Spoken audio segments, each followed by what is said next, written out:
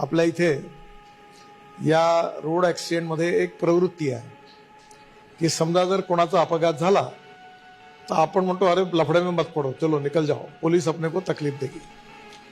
पण आता सुप्रीम कोर्टाने निर्णय केलेला आहे की रोड ॲक्सिडेंटमधल्या व्हिक्टीमला जो मदत करेल त्याला कुठल्याही प्रकारे पोलीसकडनं चौकशी होणार नाही, त्रास दिला जाणार नाही.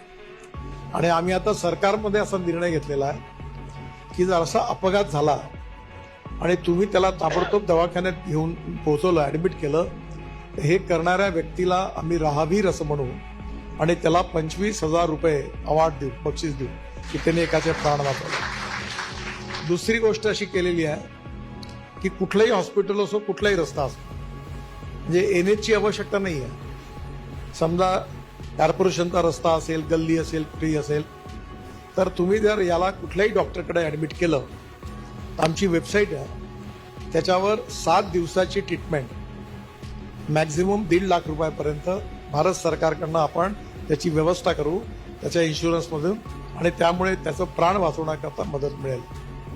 या दिल्लीच्या एम्सने असा रिपोर्ट दिलेला आहे की आपण जर अशा प्रकारे जर लोकांना मदत केली तर आपण 50,000 लोकांचे प्राण वाचवू शकतो, 50,000 लोकांचे.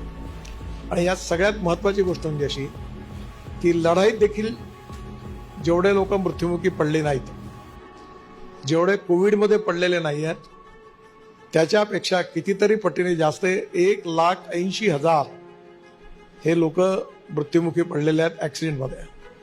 हातपाय तुटलेले आहेत ते वेगळी आहेत.